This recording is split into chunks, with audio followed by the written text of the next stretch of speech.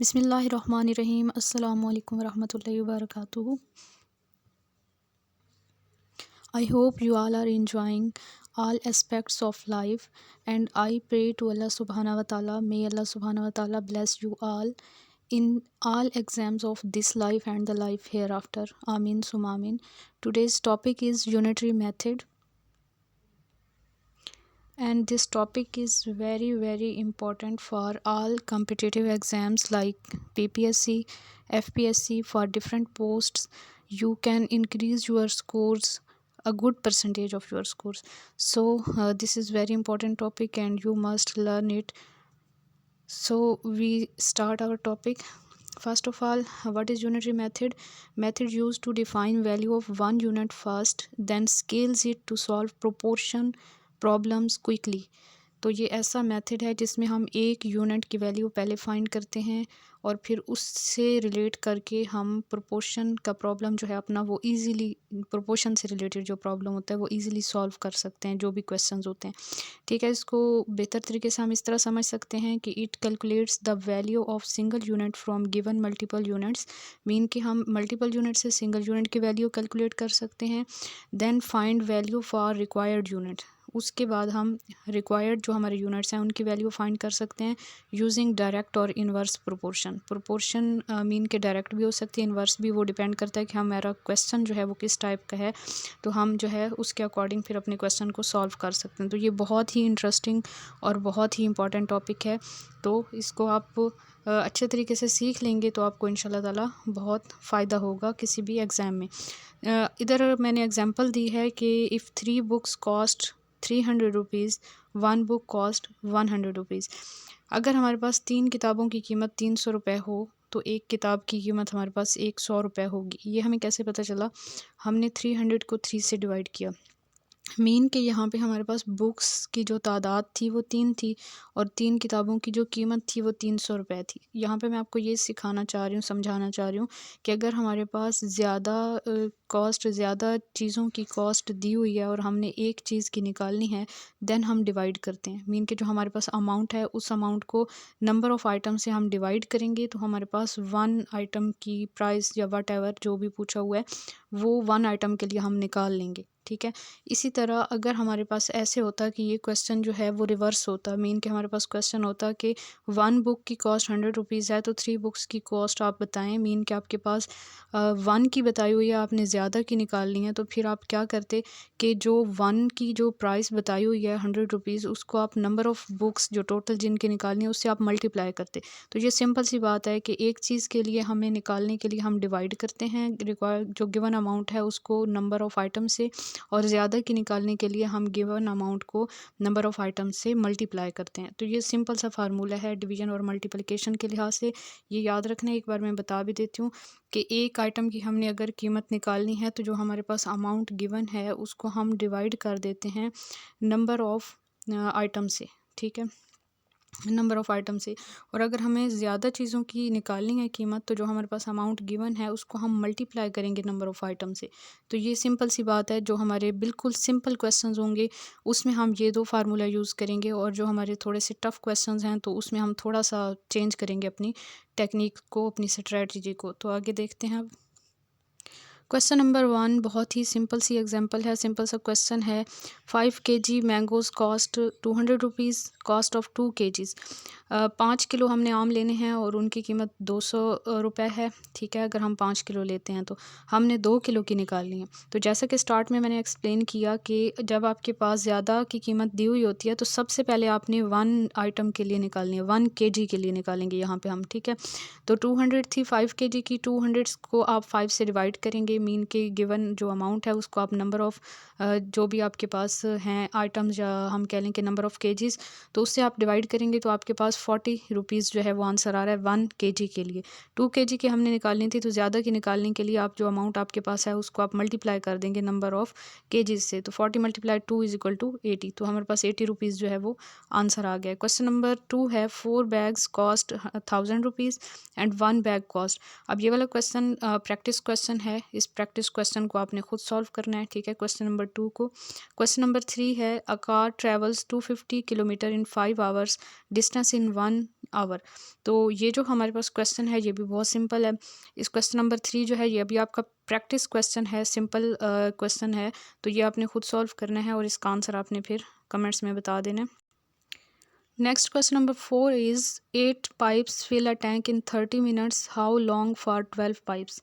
अब ये थोड़ा सा टफ है क्वेश्चन, मीन के जो पिछला हम फार्मूला यूज़ कर रहे थे उससे थोड़ा सा ये डिफरेंट होगा, तो इसको आप अंडरस्टैंड कर लें कि जब इस टाइप का क्वेश्चन आ जाता है, जैसे कि ये क्वेश्चन है हमारे पास, इसमें आपको पहले नंबर ऑफ़ पाइप्स बताए हुए हैं और फिर ये बताया टाइम बताया हुआ है, ठीक है, नंबर ऑफ़ पाइप्स बताए हुए हैं, देन टाइम बताया हुआ है, देन आपको पूछा हुआ है कि इतने नंबर ऑफ़ पाइप्स जो है वो कितना टाइम लेंगे एक टैंक को फिल करने के लिए। तो ऐसे क्वेश्चन में हमने मल्टीप्लाई करना होता है, जो भी हमारे पास नंबर बताया हुआ है स्टार्टिंग में उसको आप टाइम से मल्टीप्लाई करेंगे तो आपके पास आ जाएगा जी, यहाँ पे 8 पाइप्स थे और 30 मिनट्स, तो 8 को 30 से मल्टीप्लाई करेंगे 240, और इसके साथ हम यूनिट क्या लिखेंगे, यूनिट हम लिखेंगे पाइप मिनट, ठीक है।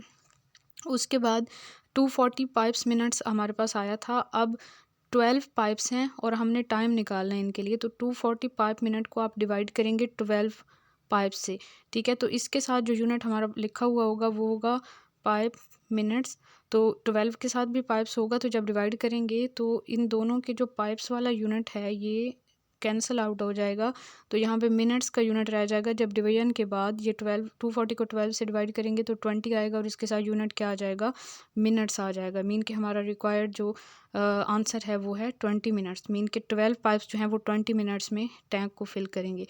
इसको फर्दर भी मैंने यहाँ पे एक्सप्लेन कर दिया था कि 8 पाइप्स जो हैं वो 30 मिनट्स में फिल कर रहे हैं एक टैंक को, तो इन दोनों को मल्टीप्लाई करेंगे तो ये हमारे पास आया 240 पाइप्स मिनट।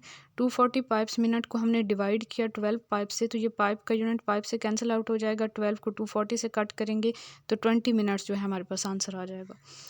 इस टाइप के क्वेश्चन मोस्टली आते हैं, तो इसकी अच्छी ऐसे क्वेश्चंस की अच्छी प्रैक्टिस करें। Next question number 5 is 6 workers complete a task in 18 days, what about 5 workers. ये भी बिल्कुल उसी तरह होगा जैसे कि हमने क्वेश्चन नंबर 4 किया है, तो ये आप लोग खुद सॉल्व करेंगे, मीन कि ये भी आपका प्रैक्टिस क्वेश्चन है। Question number 6 is 9 kg rice cost 450 rupees, cost for 15 kg। अब इसमें ये मैंने कुछ आगे आपको MCQs दिए हैं, इनमें 3 ऑप्शंस हैं, इनको आप सॉल्व करेंगे और इसमें से फिर बेस्ट आंसर जो है वो चूज़ करेंगे। आप वीडियो में साथ साथ भी सॉल्व कर सकते हैं, इससे आपका कंसेप्ट जो है वो ज़्यादा अच्छा होता जाएगा और किसी भी टाइप का आप क्वेश्चन फिर ईजिली जो है सॉल्व कर सकते हैं। 9 kg राइस हैं, उनकी कीमत 450 रुपीज़ है और 15 kg राइस के लिए हमने निकालनी है, तो पहले आप 1 kg के लिए निकालेंगे, देन उसको 15 से मल्टीप्लाई कर देंगे, तो इनमें से आंसर आपके पास आ जाएगा। Question number 7 is 12 workers build a wall in 8 days for 16 workers, 4, 5 और 6। इसको भी सेम उसी मेथड से सॉल्व करेंगे और इसका आंसर जो है चूज़ करेंगे यहाँ से। Question number 8 is 240 rupees buys 30 litres oil and cost for 45 litres. अब 240 रुपीज़ हमारे पास अगर हों तो हम 30 लीटर्स ऑयल ले सकते हैं, और अगर हमारे पास 45 लीटर्स हमने लेना हो तो हमें कितने पैसे जो है वो हमारे लगेंगे। ये भी बिल्कुल इसी तरह से ही सॉल्व होगा। इसमें भी 3 ऑप्शंस हैं, तो ये आप लोग सॉल्व करेंगे और फिर करेक्ट आंसर बताएंगे। Question number 9 is 10 man dig a trench in 6 days for 15 man. ये भी सेम उसी मेथड से होगा और इसको भी आप सॉल्व करेंगे, देन आंसर बताएंगे। Question number 10 is a machine produces 120 parts in 4 hours, parts bye 6 machines in 2 hours. अच्छा, ये आपके पास जो है क्वेश्चन थोड़ा सा डिफरेंट है, इसमें 3 वैल्यूज़ जो है वो हमारे पास आ रही हैं। पहले एक मशीन बताया है यहाँ पे, ठीक है, एक मशीन जो है वो 120 पार्ट्स जो है वो बना रही है 4 घंटों में, ठीक है। फिर हमसे पूछा है कि 6 मशीनें 2 घंटों में कितने पार्ट्स बनाएंगी। तो इसको सॉल्व करने के लिए एक सिंपल सा फार्मूला है, यहाँ पे मैं एक्सप्लेन कर देती हूँ। यहाँ पे जी हमारे पास है कि 1 मशीन 1 आवर, यानी कि एक मशीन जो है वो 1 घंटे में कितने पार्ट्स बनाएगी। 4 घंटे में तो 120 बना रही थी, तो 120 को हम 4 से डिवाइड करेंगे तो हमारे पास 1 घंटे के लिए पार्ट्स निकलेंगे 30 पार्ट्स। फिर 6 मशीनें हैं, 2 घंटों में वो कितने पार्ट्स बनाएंगी। तो ये जो हमारे पास 30 पार्ट्स आए थे, इसको आप 6 से मल्टीप्लाई करेंगे और फिर 2 से मल्टीप्लाई करेंगे, 2 मशीनें हैं, तो इस तरह से आपके पास टोटल पार्ट्स आ जाएंगे 360 पार्ट्स। तो ये बड़े इंटरेस्टिंग से क्वेश्चंस हैं, इनको इस फार्मूला से सॉल्व करना है। Question number 11 is 20 taps fill a tank in 15 minutes, time for 12 taps. तो ये भी हमारे पास सिंपल सा क्वेश्चन है। 20 जो टूटियाँ हैं वो एक टैंक को 15 मिनट में फ़िल करती हैं, तो 12 टूटियाँ जो हैं वो कितने मिनट में फ़िल करेंगी। अब ये देख के हमें थोड़ा सा इसको अंडरस्टैंड भी करना होता है कि यहाँ पे देखें तो 20 टूटियाँ जो हैं वो ज़्यादा हैं, 15 मिनट लगा रही हैं, और 12 टूटियाँ कम हैं तो वो 15 मिनट से कम टाइम लगाएंगी। तो इधर से थोड़ा सा हमें अंडरस्टैंड करना होता है। अंडरस्टैंड करने के बाद हमें ऑप्शन चूज़ करने में आसानी होती है कि कभी ऐसा होता है कि हमें डाउट हो रहा होता है कि ये आंसर होगा या नहीं होगा, तो यहाँ से हम अंदाज़ा लगाएंगे कि 20 टूटियाँ जब 15 मिनट में फ़िल कर रही हैं तो 12 टूटियाँ क्या करेंगी, 15 से ज़्यादा टाइम लेंगी, क्योंकि 20 टूटियाँ ज़्यादा हैं तो वो जल्दी फ़िल कर लेंगी, और 12 टूटियाँ जो हैं वो कम हैं तो वो ज़्यादा टाइम लेंगी, मीन 15 से ज़्यादा मिनट ही आएंगे। अगर ऑप्शन में 15 से कम वाला ऑप्शन होगा तो वो तो हम पहले ही उसे इग्नोर कर देंगे। इस क्वेश्चन को हम ऐसे सॉल्व करेंगे कि जो हमारे पास 20 टैप्स थी, 15 मिनट्स में कर रही थी, 20 को 15 से मल्टीप्लाई करेंगे, 300 टैप मिनट्स। ये बिल्कुल पहले जैसे हमने एक क्वेश्चन सॉल्व किया है बिल्कुल वैसे ही है ये हमारे पास पाइप्स और मिनट्स वाला। 300 टैप मिनट्स जो हैं इनको हम डिवाइड करेंगे 12 टैप से, तो आपके पास आंसर आ जाएगा। ये टैप वाला यूनिट कैंसिल आउट हो जाएगा, तो 12 को 300 को 12 से डिवाइड करेंगे तो 25 मिनट्स जो है वो हमारे पास आंसर आ जाएगा। मीन कि इसका ऑप्शन सी जो है वो करेक्ट होगा। ये हमारा छोटा सा लेक्चर था। अब मैं आपको कुछ मज़ीद प्रैक्टिस के क्वेश्चंस बता देती हूँ ताकि जो है ना आप इनको सॉल्व करें और आपका कंसेप्ट जो है वो ज़्यादा स्ट्रॉन्ग हो जाए। तो question number 1 is if rent of a house for 8 months is, यहाँ पे मैं लिख भी देती हूँ, रेंट है एक हाउस का, ठीक है, 8 मंथ्स के लिए। शॉर्ट स्टेटमेंट मैं यहाँ पे लिख रही हूँ, आपने इसको फुल स्टेटमेंट को लिख लेना है। Rent of month for 8 rent of a house for 8 months is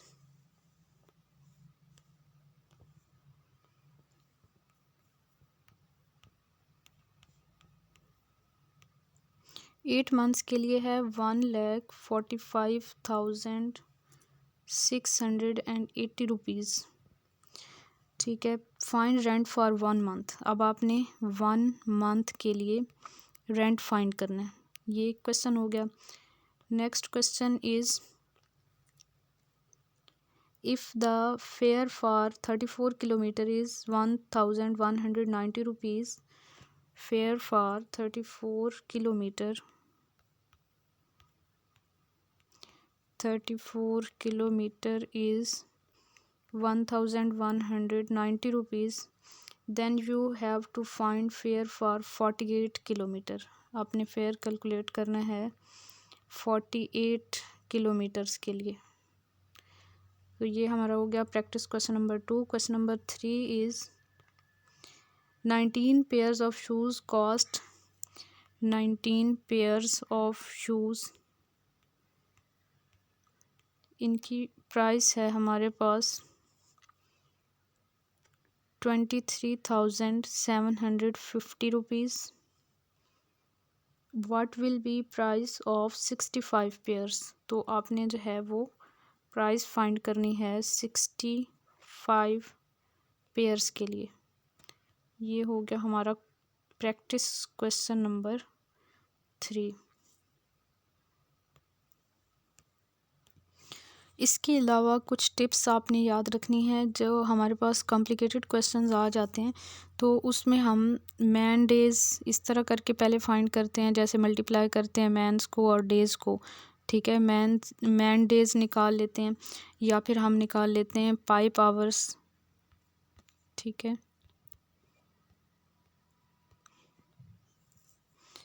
ये चीज़ आपने याद रख लेनी है। फिर उसके बाद हमने सोचना होता है कि अगर हमारे पास डायरेक्ट प्रोपोर्शन है तो डायरेक्ट के लिए हमने नेक्स्ट जो स्टेप होता है हमारा, उसमें हमने मल्टीप्लाई करना होता है, ठीक है। यानी कि मैन डेज़ निकालने के बाद या पाइप आवर्स निकालने के बाद डायरेक्ट प्रोपोर्शन है तो हमने मल्टीप्लाई करना होता है नंबर से। और नेक्स्ट अगर हमारे पास जी डायरेक्ट प्रोपोर्शन नहीं है बल्कि इन्वर्स प्रोपोर्शन है, तो इन्वर्स प्रोपोर्शन के केस में हमने डिवाइड करना होता है। तो इसके आप प्रैक्टिस क्वेश्चंस फाइंड कर सकते हैं, सर्च कर सकते हैं गूगल से, और उनकी आप प्रैक्टिस करेंगे और फिर आप जो है ज़्यादा बेहतर तरीके से इस चीज़ को समझ सकेंगे। तो ये जो है ना आपके लिए ट्रिक्स हैं कि इस तरह हम क्वेश्चंस को ज़्यादा अच्छे से अंडरस्टैंड कर सकते हैं और क्विकली सॉल्व कर सकते हैं। और यूनिट्स आपने लाजमी चेक करने हैं, जैसे मैन डेज है तो इसमें हम देखेंगे फिर नेक्स्ट स्टेप में जब मल्टीप्लाई कर रहे हैं तो कौन सा यूनिट कट रहा है और कौन सा आंसर में कौन सा यूनिट हमारे पास आ रहा है। तो यूनिट्स को लाजमी याद रखना है। या फिर पाई पावर्स जो भी है तो इसमें मल्टीप्लाई डिवाइड जो भी कर रहे हैं हम, उसमें हम जो यूनिट्स हमारे काट रहे हैं या जो यूनिट मल्टीप्लाई हो रहे हैं तो उनका आपने ख़ास तौर पर ख्याल रखना है, तभी आपका आंसर ज़्यादा बेहतर निकल सकेगा, मीन कि आप सही आंसर की तरफ जा सकेंगे। तो ये हमारा आज का छोटा सा लेक्चर था। प्रैक्टिस करें और ज़्यादा से ज़्यादा प्रैक्टिस करें। जितनी ज़्यादा आप प्रैक्टिस करेंगे उतने ज़्यादा अच्छे से आप किसी भी कंसेप्ट को क्लियर कर सकते हैं और एग्ज़ाम में कभी भी आप मार नहीं खाएंगे। अपनी दुआओं में याद रखें, अपना बहुत सारा ख्याल रखें। जज़ाकल्लाहु खैरन कसीरा। अल्लाह हाफ़िज़।